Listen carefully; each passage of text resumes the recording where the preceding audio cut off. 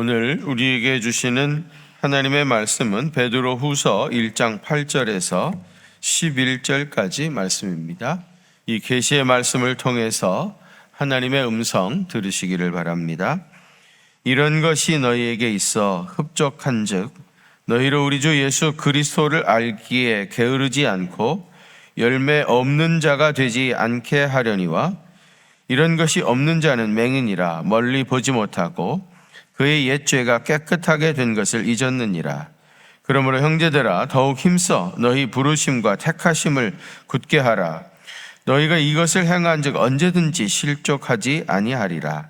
이같이 하면 우리 주 곧 구주 예수 그리스도의 영원한 나라에 들어감을 넉넉히 너희에게 주시리라. 아멘. 사하라 사막 서쪽에 작은 마을이 있다고 합니다. 매년 적지 않은 여행국들이 이 마을을 방문하기 위해서 사막을 찾는데요. 레빈이라는 사람이 이곳을 방문하기 전까지는 이 마을은 외부인에게 전혀 알려지지 않은 아주 낙후된 마을이었다고 그래요. 마을 사람들은 한 번도 이 사막을 벗어난 적이 없었습니다. 척박한 이 사막을 벗어나기 위해서 탈출을 시도한 사람도 있었지만은 한 번도 성공하지 못하고 다시 자기 마을로 돌아오고 말았습니다. 한 사람도 성공하지 못한 거예요. 레비는 이 말이 잘 이해가 되지 않았어요. 그래서 그 말이 사실인지 실험하기 위해서 직접 북쪽을 향해서 걷기 시작을 했다고 해요. 3일을 걸어가니까 3일 만에 사막을 빠져나올 수 있었다고 그래요. 그래서 그 마을 사람들에게 이제 다시 돌아가 가지고 이번에는 청년 한 사람을 데리고 이 청년이 가자는 대로 그냥 아무 말도 하지 않고 따라갔습니다. 사막을 열흘 동안 밤낮 없이 걸어 다녔는데 결국은 10하루째 되는 날 그 마을로 다시 돌아오고 말았어요. 그 마을 사람들이 얘기한 대로 결국은 그 마을로 다시 돌아오고 말았습니다. 이 과정에서 이 레비는 왜 이 사람들이 이 사막을 벗어나지 못하고 또다시 이 자리로 돌아오는가 하는 이유를 발견하게 됐습니다. 그래서 그 청년, 실험에 참여했던 청년과 함께 이분이 다시 이제 도전을 하는데 이 레빈이 가만히 보니까 이 마을 사람들이 북쪽을 가르치는 북극성을 알지 못했던 거예요. 그래서 청년에게 저 큰 별이 보이지? 저 별이 북극성이다. 저 북쪽을 향해서 계속해서 가면 사막 끝을 만나게 될 것이다. 그렇게 가르쳤습니다. 그리고 낮에는 더우니까 움직이지 말고 충분히 쉬고 밤에 저 북극성을 바라다보고 계속해서 북쪽으로 가라. 그렇게 얘기를 했어요. 그랬더니 결국은 3일 만에 이 청년이 사막 끝을 발견하게 된 것입니다. 이 청년이 그것을 경험하고 다시 자기 마을로 돌아와 가지고 이 마을을 개척하기 시작을 했다고 그래요. 그리고 이 개척지 중심에 이 청년의 동상을 세워놓고 이 동상에 이런 글귀를 썼다고 그럽니다. 새로운 인생은 방향을 제대로 찾을 때 시작되어진다. 새로운 인생이라고 하는 것은 방향을 제대로 찾으면 시작되어진다. 그들은 북극성, 방향을 제시하는 북극성을 알지 못했기 때문에 결국은 사막에서 뺑뺑 돌다가 결국은 있던 자리로 돌아가고 말았던 거예요. 새로운 인생은 방향을 제대로 찾으면 새로운 인생이 시작되어진다. 여러분 이걸 믿으십니까? 여러분 우리에게 인생의 방향을 제시하는 북극성 같은 것이 있습니까? 그것이 있다면 무엇입니까? 하나님의 말씀입니다. 우리는 늘 하나님의 말씀을 바라다보고 말씀에 순종하면서 나가게 되어지면은 여러분 앞날에 새로운 인생이 활짝 열려지게 될 줄로 믿습니다. 그동안 제가 8번에 걸쳐가지고 성화의 8산까지 말씀을 드렸어요. 첫째 믿음, 믿음의 덕을, 덕의 지식을, 지식의 절제를. 일주일 만에 다 잊어버렸네요. 절제의 그다음 뭐죠? 예? 인내에 경건을, 경건에 형제 우애를, 형제 우애에 사랑을 더하라 그랬습니다. 그런데 여러분, 이걸 달달 암송한다고 해가지고 뭐가 달라지겠습니까? 성경 퀴즈 대회에 나가면 1등 하겠죠. 성경 퀴즈 대회에서 1등하면 뭐가 달라집니까? 진짜 중요한 건 뭐예요? 암송이 아니라 실제로 이 말씀대로 살아가야 되죠. 우리는 이제 우리가 바라보고 가야 할 북극성 같은 성화의 과정들, 단계들을 분명히 알게 되었습니다. 그럼 구체적으로 어떻게 해야 실제로 이 성화의 삶을 살아갈 수 있겠습니까? 이어지는 오늘 우리 본문에 그 비결들이 기록이 되어 있습니다. 어떻게 해야 우리가 성화의 삶을 실제로 살 수 있습니까? 그 첫 번째는 그리스도를 아는 일에 게으르지 말아야 됩니다. 어떻게 해야 된다고요? 그리스도를 아는 일에 게으르지 말아야 됩니다. 그래야 성화의 삶을 실제로 살아갈 수 있어요. 8절 말씀 한번 같이 봉독합시다. 8절 시작. 이런 것이 너희에게 있어 흡족한즉 너희로 우리 주 예수 그리스도를 알기에 게으르지 않고 열매 없는 자가 되지 않게 하려니와. 아멘. 여기 보세요. 이런 것이 너희에게 있어. 이런 것은 뭐예요?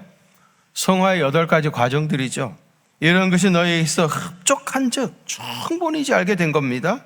그래서 너희로 우리 주 예수 그리스도를 알기에 게으르지 아니하고, 성화의 이 과정을 걸어가려고 하면은 그리스도를 아는 지식이 있어야 됩니다. 여러분, 성화의 삶을 사신 원조가 누구예요? 예수님이시죠. 예수님의 생애 그 자체가 성화의 길이었습니다. 그렇기 때문에 그리스도에 대한 영적인 지식이 없으면은 이 성화의 삶을 살 수가 없어요. 영안이 어두워지고 죄사함 받았다는 확신도 사라지고요, 죄책감에 사로잡히게 되어지면 미신과 무속신앙과 기복주의와 잘못된 정말론에 빠져들어가게 되어집니다. 사하라 사막의 원주민들처럼 제자리를 뺑뺑 돌다가 결국은 다시 자기 자리로 돌아오게 되어져요. 그래서 그리스도를 아는 지식이 날로 충만해져야 됩니다. 여러분, 영성도 중요하지만 더 중요한 건 영적 지식입니다. 열정이 있고 성품이 좋은 것도 성품이 좋아도요, 그 길이 방향이 잘못되었다고 하면 이것이 큰 문제가 될 수가 있어요. JYP의 박진영 씨 말입니다. 얼마 전에 이분이 공개적으로 이런 얘기를 했어요. 나는 나의 남은 생애를 복음 전하는 일에 헌신하겠다. 복음 전하는 일을 위해서 내 남은 생애를 다 헌신하겠다고 그렇게 고백을 했어요. 그런데 여러분이 박신영 씨가 말하는 복음이라고 하는 것은 우리가 얘기하는 우리 복음이 아닙니다. 이 사람은 구원파 사람입니다. 구원파에서 말하는 복음을 전하는 일애로 자기는 평생을 살겠다는 거예요. 그가 강연한 유튜브 채널, 복음 세미나라고 하는 유튜브 채널을 운영하고 있는데, 거기서 말하는 복음이라는 것이 이게 다 구원파에서 말하는 복음입니다. 여러분, 박진영 씨한테 너무 감동하지 마시기 바랍니다. 복음 전하는 일례로 평생을 바치겠다고 하는 그 말에 너무 감동하지 마세요. 여러분, 박진영 씨의 이 사례가 우리에게 무엇을 말하고 있습니까? 영성도 중요하고 열정도 필요하지만은 그리스도에 대한 바른 지식이 더 중요합니다. 그 길이 잘못되었다고 하면 빨리 그 길에서 돌아서야 살지요. 그렇지 않고 끝까지 그 길을 파고 연구하고 뜨거운 열정을 향하여 달려가게 되어지면 결국은 파멸에 이르게 되어집니다. 오늘 본문 8절에서 예수님 알기에 게으르지 말라 하는 말씀은요, 단순히 지식적으로 예수님을 더 많이 알라, 그런 말 이상의 뜻을 가지고 있습니다. 예수님을 늘 바라보며 살라, 예수님을 늘 앙망하며 살라 그랬어요. 여러분, 사람은 강한 것 같지만은 실제로는 한없이 우울해지고 한없이 약해질 때가 많습니다. 세례 요한 말입니다. 광야에서 회개를 선포했던 사람이죠. 입에서 불이 나오는 것 같이 큰 소리로 외쳤던 사람입니다. 세례를 받으러 나온 사람들에게 독사의 자식들아 회개하라, 그렇게 외쳤던 사람입니다. 수많은 사람들이 그에게 몰려 나와서 세례를 받고요, 그가 메시아인 줄로 착각하는 사람까지도 있었던 사람입니다. 그러던 어느 날 이 세례 요한이 당시 헤롯 왕의 불의를 질타했습니다. 자기 동생의 철 아내로 삼는 것은 부덕한 일입니다. 그런 짓을 하면 되지 않는다고 대놓고 질타하니까 왕에게 미운 털이 박혔어요. 그래서 헤롯 왕이 세례 요한을 옥에 가두었습니다. 옥에 갇힌 세례 요한은 처음에는요, 두려워하지 않았습니다. 조금도 흔들리지 않았습니다. 예수님의 구원의 손길이 나타나게 될 것이라고 믿었기 때문입니다. 그런데 아무리 시간이 지나도 구원의 소식은 없고 점점 죽음의 날이 그림자처럼 다가오고 있다는 것을 느꼈습니다. 그러면서 세례 요한도 점점 두려움에 사로잡히게 됐습니다. 그래서 자기 제자들을 예수님한테 보냈어요. 그리고 뭐라고 물었습니까? 오실 메시아가 당신입니까? 아니면 우리가 또 다른 메시아를 기다려야 합니까? 세례 요한의 이 질문을 깊이 생각해 보면은요, 인간의 연약성을 그대로 실감할 수 있는 질문입니다. 감옥에 버려진 것 같은 한 인간의 고민과 두려움이 이 질문 속에 다 담겨져 있습니다. 당신이 메시아시라면, 우리가 기다렸던 메시아이시라고 하면 왜 나를 이 감옥에서 죽어가게 버려두시는 겁니까? 이런 질문 아니겠습니까? 사람은 누구나 다 실존적으로 약합니다. 우리가 말하는 영웅이라는 사람들도 약한 부분들이 참 많아요. 남들에게 보이기는 영웅처럼 보이지만 자기 자신은 늘 불안하고 연약한 질그릇입니다. 이것을 일반 사람들은 잘 알지 못하기 때문에 영웅이 고독하다고 하는 겁니다. 사람들은 세례 요한이 광야에서 강렬하게 외치는 것처럼 옥중에서도 끝까지 장렬하게 죽어가는 모습을 기대했을 것입니다. 그러나 세례 요한도 인간이기에 죽음의 공포 앞에서 심히 떨었고요, 예수님께 자기 제자를 보내가지고 자신의 연약함을 숨김없이 노출했던 겁니다. 사람은 누구나 다 연약한 존재이기 때문에 혼자 서려고 하면 넘어집니다. 때로는 아주 사소한 일에도 넘어집니다. 순식간에 불평하고 짜증을 낸 후에 또 내가 넘어졌구나, 이렇게 후회할 때가 얼마나 많습니까? 그래서 우리는 늘 예수님을 바라보며 사셔야 됩니다. 주님을 앙망하시길 바랍니다. 헬라어로 사람을요, 안트로포스라고 그래요. 안트로포스. 이 안트로포스는 무슨 뜻입니까? 위를 바라보는 존재, 그런 뜻이에요. 사람이 재구실을 하시려고 하면 위를 바라보고 사셔야 됩니다. 우리 예수 믿는 사람들이 진정 그리스도인답게 살고 싶으시면 예수님을 늘 앙망하며 살아야 합니다. 아침에 제일 먼저 일어나셔서 예수님을 생각하십시오. 그리고 저녁에 잠자리에 들으셔서도 예수님을 생각하시면서 잠자리에 드시길 바랍니다. 이렇게 예수님을 바라보고 살면 실족하지 않고요, 여러분의 삶 속의 고통도 조만간에 놀라운 축복으로 변화되어질 것입니다. 실제로 성화의 삶을 살기 원하시면 그리스도를 아는 일에 게으르지 말아야 됩니다. 늘 주님을 바라보고 앙망하는 그리스도로 충만하시기를 바랍니다. 어떤 마을에 바보 소년이 있었어요. 동네 사람들이 이 바보를 놀리는 재미에 100원짜리하고 50원짜리하고 두 개를 이 바보 소년 앞에 두면 이 아이는 바보니까 뭘 고르겠어요? 50원짜리를 고르는 거예요.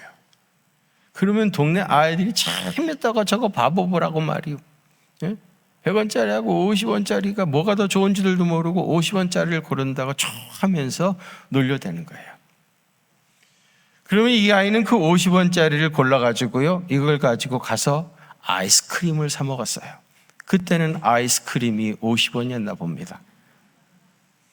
이 아이들이 이렇게 놀림을 당하고 그러니까 그것을 지켜보던 동네 아줌마가 이 바보 아이가 너무 불쌍했어요. 그래서 어느 날 조용히 애를 불렀어요. 야, 너 왜 바보같이 100원짜리하고 50원짜리, 100원짜리 훨씬 더 좋은 건데 왜 그거를 고르지 않고 자꾸 50원짜리를 고르냐고. 다음에 기회 있으면은 100원짜리를 고르라고 귀뜸을 해줬습니다. 그랬더니 이 바보 소년이 말입니다. 정색을 하면서 그 아주머니한테 그러더랍니다. 아줌마, 내가 바본 줄 알아? 내가 바본 줄 알아? 만일에 내가 100원짜리를 고르면은 동네 아이들이 다시는 50원짜리, 100원짜리 50원짜리 놓고 자기한테 고르라고 하지 않잖아. 자기는 50원짜리를 매일 그걸 골라야 동네 애들이 재밌다고 매일같이 50원짜리를 내가 공짜로 얻을 수 있고 그걸 가지고 아이스크림을 매일같이 사 먹을 수 있잖아. 이 아이는요, 동네 아이들의 그 마음을 다 읽고 거기서 또박또박 하루에 50원짜리 아이스크림을 사 먹고 살았던 천재 소년이었던 거예요. 천재. 그런데 여러분, 그렇게 아이들한테 놀림을 받으면서 아이스크림을 사 먹고 사는 것이 이게 얼마나 바보짓입니까? 얼마나 불쌍한 삶입니까? 때로는 성도들도 예수님 다 잊어버리고 이 바보 소년처럼 푼돈을 위해서 욕을 얻어먹고요, 푼돈을 위해서 양심을 팔아먹고요, 푼돈을 위해서라면 놀림 받는 길로 가는 사람들이 얼마나 많습니까? 여러분, 누가 진짜 바보고 누가 천재입니까? 그리스도를 제대로 알고 주님을 제대로 섬기는 사람이 진짜 지혜로운 사람 아니겠습니까? 우리는 그리스도를 아는 일에 전심해야 그리스도를 닮게 되어지고요, 성화의 길을 실제로 걸어갈 수 있게 되어집니다. 두 번째로는요, 그리스도 안에 거함으로 열매를 맺는 자가 되어야 합니다. 어떻게 된다고요? 그리스도 안에 거함으로 열매를 맺는 자가 되어야 돼요. 아주 중요한 건 그리스도 안에 거하는 겁니다. 그래야 열매를 맺을 수 있어요. 마태복음 7장 17절과 18절에 보면 주님은 열매 맺지 않는 나무마다 찍혀 불에 던진다고 했습니다. 열매를 맺지 못하는 나무는 결국 심판을 받게 되어 있어요. 근데 문제는 좋은 열매는 힘써 노력한다고 해서 맺혀지는 것이 아닙니다. 좋은 열매를 맺기 때문에 좋은 나무가 된 것도 아니에요. 나무 자체가 좋으니까 좋은 열매를 맺은 것이죠. 이게 자연의 이치고 이게 성경의 진리입니다. 마태복음 13장 24절 이하의 알곡과 가라지 비유도 마찬가지예요. 품종이 가라지입니다. 품종이 가라지예요. 여러분, 가라지를 잘 농사를 하며 열심히 가꾸면 이 가라지에서 알곡이 나옵니까? 천만의 말씀이죠. 아마 가라지를 잘 가꾸면은요, 쓸데없는 가라지만 엄청나게 많이 열매를 맺을 것입니다. 그러니까 여러분, 열심히 한다고 해가지고 좋은 열매를 맺을 수 있는 게 아니에요. 중요한 건 뭐죠? 품종입니다. 품종. 나쁜 나무가 좋은 나무가 되고요, 가라지가 알곡으로 다시 태어나지 않으면 풍성한 의의 열매를 맺을 수가 없어요. 완전히 거듭나야 됩니다. 거듭나지 아니하면은 가라지가 알곡을 맺을 수 없고요, 또 좋은 열매를 맺을 수가 없어요. 그럼 거듭남은 오직 그리스도와 연합함으로 이루어지는 거예요. 우리가 좋은 나무가 되고 좋은 열매를 맺으려고 하면은 주님과 연합해서 다시 그리스도 안에서 태어나야 합니다. 좋은 열매를 맺기 위해서 우리가 해야 할 가장 중요한 일은 참 포도나무이신 예수님 안에 거하셔야 됩니다. 누구 안에? 예수님 안에. 이것이 가장 중요한 일이에요. 가지가 할 수 있는 유일한 것은 나무에 붙어 있는 것입니다. 이런 나무가 다 해줍니다. 흙에서부터 영양분과 수분을 끌려 올라가지고 가지에 공급해 주지요. 가지는 그걸 받아 먹으면서 가만히 있으면은 잎이 나고 꽃이 피게 되어지고 그리고 가을에 열매를 맺게 되어집니다. 우리도 마찬가지예요. 우리가 과실을 맺으려고 몸부림치기보다는 포도나무이신 예수님에게 붙어 있기만 하면 되는 겁니다. 예수님 안에 거한다는 게 무슨 뜻입니까? 거한다는 것은 위치적인 문제가 아니라 관계적인 문제입니다. 나의 모든 도움을 그리스도에게만 얻기 위해 그분만을 의지하는 겁니다. 이것을 끝까지 예수님만을 자신의 능력의 원천으로 믿고 의지하는 것입니다. 우리가 열매 맺는 것은 우리의 학식이나 재산에 좌우되지 않습니다. 이것은 우리의 능력과 상관없습니다. 우리 주님을 의지하기만 하면 누구나 어떤 사람이든지 그동안 어떻게 살아왔든지 상관없이 주님이 풍성한 열매를 맺게 하십니다. 이것이 어쩌면 우리의 가능성 아닙니까? 만일 네가 어떻게 노력하고 재주껏 해서 열매를 맺어보려고 한다고 하면은 어떻게 우리가 열매를 맺을 수 있겠어요? 우리가 어떻게 살아왔든지 우리가 어떤 능력을 가지고 있든지 상관없이 그리스도 안에 거하기만 하면 주님이 주시는 능력으로 풍성한 열매를 맺게 되어지는 것입니다. 요한복음 15장 4절 너무 유명한 구절이지만 한번 같이 봉독하실까요? 시작. 내 안에 거하라. 나도 너희 안에 거하리라. 가지가 포도나무에 붙어 있지 아니하면 스스로 열매를 맺을 수 없음 같이 너희도 내 안에 있지 아니하면 그러하리라. 여기 거하라라는 단어가 여러 번 나오는데 헬레 원어는 메이나테입니다. 메이나테. 이건 뭐예요? 머무르다, 계속하다, 뿌리 깊이 결합되어 있다. 주님과 뿌리가 하나가 되어야 됩니다. 결합되어 있어야 됩니다.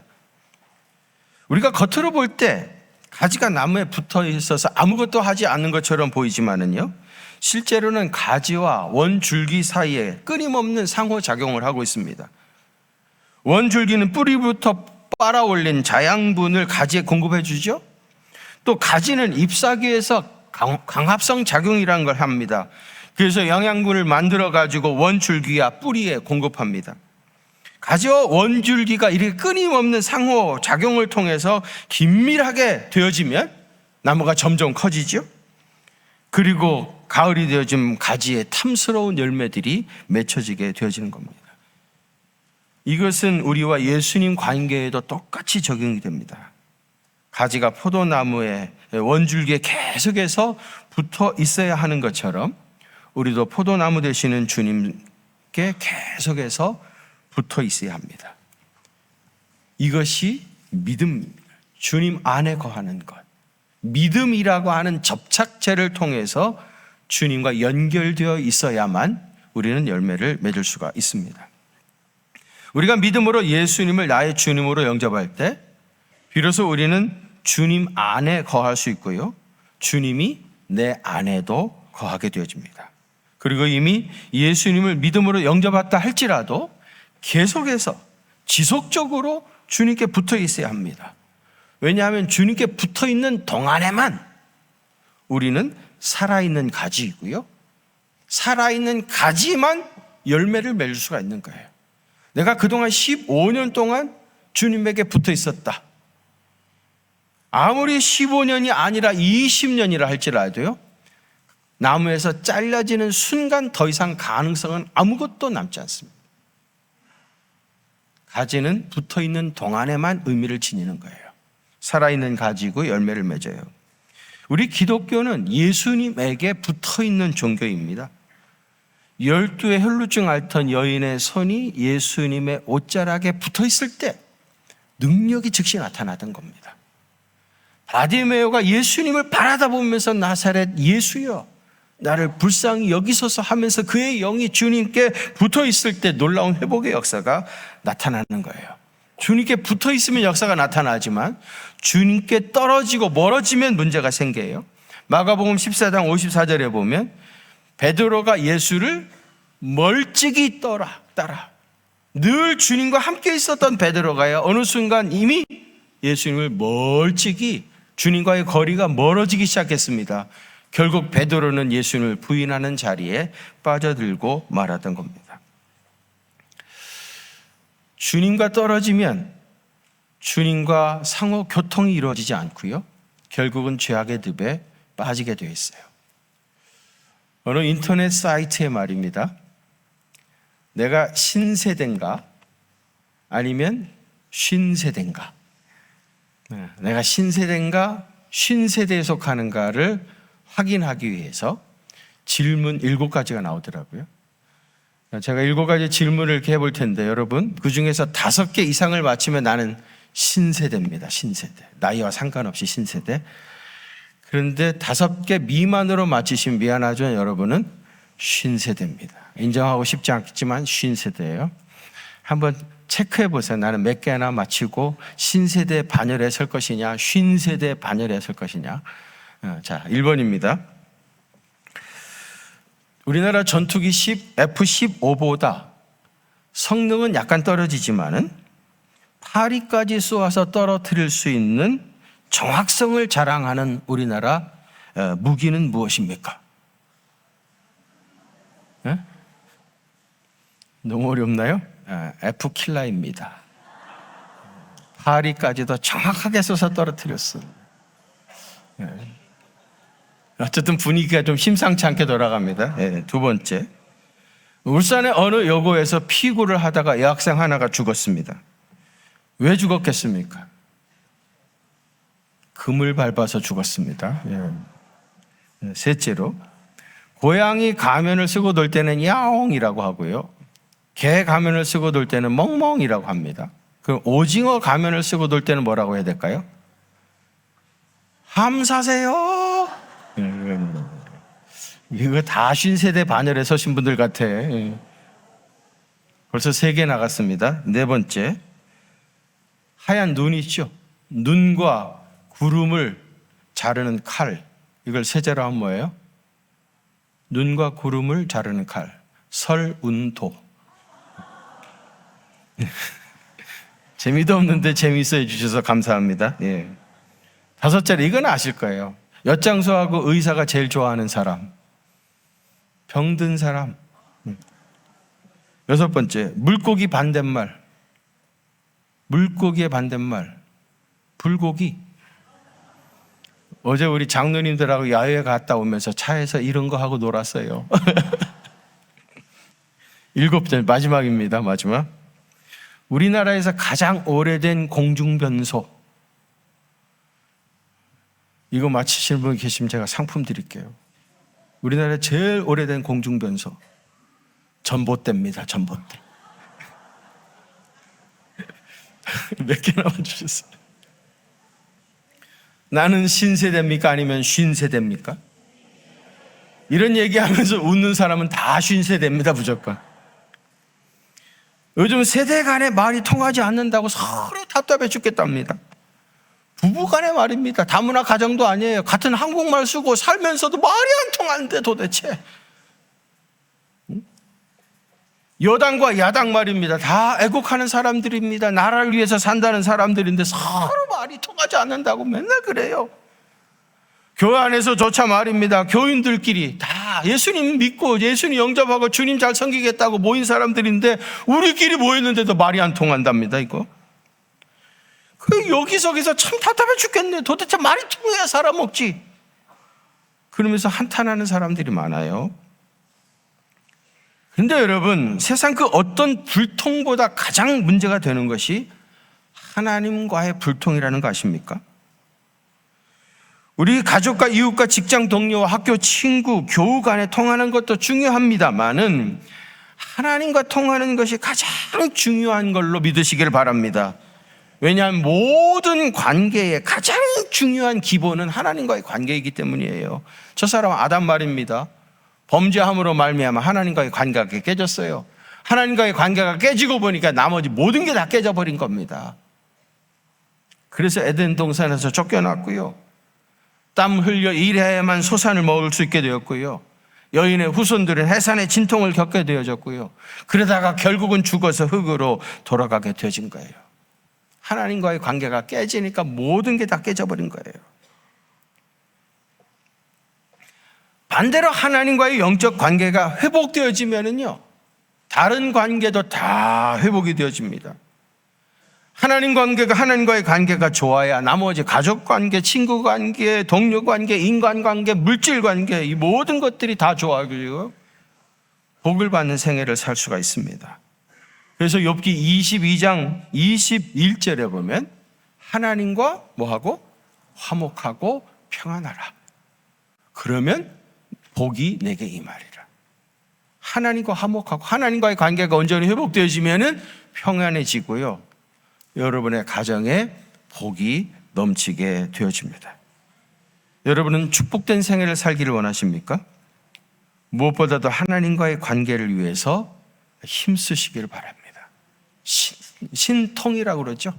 하나님과 통하면, 그러면 인통, 사람들하고도 통하게 되어져 있고요. 그리고 만사형통, 모든 일이 형통하게 되어집니다. 그런 은혜가 임하시기를 바랍니다. 마지막 세 번째로는요, 부르심과 택하심을 따라 순종하며 살아야 됩니다. 성도의 구원은, 하나님께서 우리를 구원하신 이유는 우리를 부르시고 택하셨기 때문입니다. 그 부르심과 택하심을 따라 살 때 실족하지 아니하고 영원한 천국에 들어가는 은혜가 넉넉하게 주어집니다. 11절 말씀 한번 같이 봉독하실까요? 11절 시작. 이같이 하면 우리 주 곧 구주 예수 그리스도의 영원한 나라에 들어감을 넉넉히 너희에게 주시리라. 아멘. 영원한 나라에 들어감을 넉넉히 너희에게 주신다고 했습니다. 이 말씀은 소명의식의 중요성을 잘 보여주고 있어요. 소명이 뭐예요? 하나님께서 우리를 어떤 일과 어떤 자리와 비전애로 부르시는 것이 소명입니다. 네, 여러분, 소명은 내가 의식하기 훨씬 이전에 그때 우리가 부르심을 받습니다. 진짜 중요한 것은요, 사람들이 의식하거나 인식하지 못했을 때 엄청난 일이 실제로 내 안에 발생했었습니다. 천재들도요, 3살 이전에 기억을 거의 하지 못한다고 그래요. 그런데 인생에 있어서 가장 중요한 때는 3살 이전에 어머니에게 받은 사랑이에요. 이게 인생에 가장 중요한데 그 가장 중요한 시간을 기억하지 못하는 거예요. 마찬가지로 하나님께서 우리를 엄청나게 사랑하시고 복을 주셨는데 그 귀한 거를 제대로 인식하지 못하는 사람이 거의 대부분입니다. 여러분, 사실과 이해는 많이 다릅니다. 이해라는 것은 작은 깨달음이고요, 사실은 이해보다 훨씬 더 큰 겁니다. 자신이 이해하지 못했던 수많은 사실들이 이미 있었습니다. 하나님은 이 모든 일을 통해서 우리를 부르시고 역사하시고 또 우리에게 사명을 맡겨주시는 거예요. 사도 바울이 어디서 예수님을 만났습니까? 다메섹 도상에서 만났죠. 그 이야기는 우리가 누구나 다 압니다. 거기서 부름을 받았습니다. 그런데 사실은요, 사도 바울이 다메섹 도상에서 그때 부름을 받은 게 아니에요. 하나님이 그를 이방인을 위한 사도로 부르시고 그를 쓰시려고 태어날 때부터 역사하신 겁니다. 사도 바울이 길리기아 다소라고 하는 곳 출신입니다. 거기는 헬라 문명권입니다. 헬라 문명에 대해서 잘 아는 사람으로 세우신 거예요. 길리기아 다소 헬라 문명권인데요, 실제로는 유대인의 가정에 태어나게 하신 겁니다. 히브리어에 능통한 거죠. 그리고 히브리어와 히브리 문화, 헬라 문화에 능통한 사람으로 바울을 이미 세우신 거예요. 태어날 때부터. 그리고 나중에 바울을 통해서 기독교 신학을 변증하고 교리를 세우기 위해서 바울에게 철학 공부를 시키죠. 누구한테 보냅니까? 누구죠? 죄송합니다. 갑자기 가말리엘, 당대 최고의 철학자였던 가말리엘 문화에 보내가지고 철학 공부를 시킵니다. 그 헬라 문화권에서 헬라 문화를 충분히 아는 사람, 히브리어에 능통한 사람, 히브리인이니까. 그리고 가말리엘 문화에서 철학을 공부한 겁니다. 이 다 준비해 놓으시고 그리고 다메섹 도상에서 극적으로 부르신 거예요. 그러니까 부르심은 다메섹 도상에서 딱 그 순간에 된 게 아니라 훨씬 이전에 되어진 거예요. 모세 말입니다. 80세에 시내 산에서 부름을 받게 되어지죠.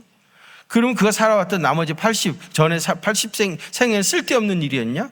절대로 그렇지 않죠. 하나님께서 이스라엘 민족의 지도자로 삼으시려고 하면은 지도력과 해안이 있어야 됩니다. 그래서 모세를 바로의 궁전에서 왕자로 자라나게 한 겁니다. 왕자 교육을 시키면서 지도력과 해안, 미래를 바라볼 수 있는 눈을 열게 해주신 거예요. 40년이 지났습니다. 그리고 또 더 필요한 교육이 있었던 거예요. 그게 뭡니까? 지도자는 언제나 겸손하고 낮은 자리에서 백성들을 섬기는 사람이에요. 이 교육을 시키기 위해서 이 모세를 미디안의 광야로 인도합니다. 그리고 자기 장인 이드로의 양무리를 40년이나 치게 되어져요. 이건 뭡니까? 섬김의 훈련을 시킨 겁니다. 백성들을 위해서 울고 그들을 섬기는 사람으로 세운 거예요. 그러니까 결국은 80년이라고 하는 시간을 통해서 모세를 하나님 만들어 가신 겁니다. 그러니까 하나님께서 우리가 태어나서 우리의 삶 속에서 되어졌던 모든 과정과 일들을 통해서 우리를 부르시고 있는 거예요.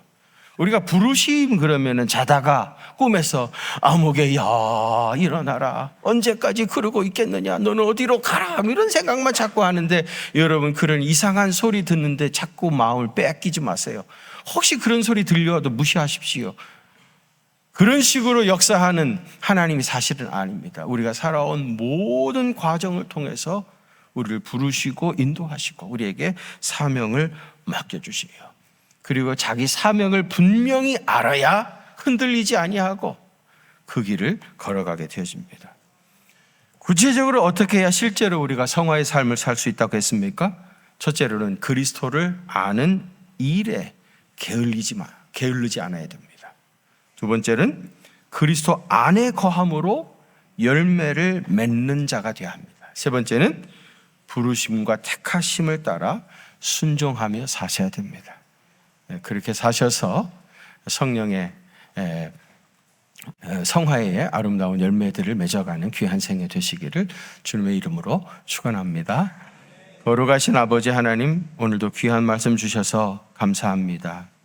이 말씀에 아름답게 순종하게 하여 주셔서 성화의 삶을 실제로 살아가는 거룩한 주님의 제자 되게 하여 주옵소서. 이제는 우리 구주 예수 그리스도의 그 크신 은혜와 하나님 우리 아버지의 무한하신 사랑하심과 성령님의 위로하심과 교통하심이 우리 경기중앙교회 사랑하는 성도들과 또 저들의 가정과 그 생업의 현장들 위에, 우리 자녀손들의 미래 위에 이제로부터 영원토록 함께 계시옵기를 간절히 축원하옵나이다. 아멘.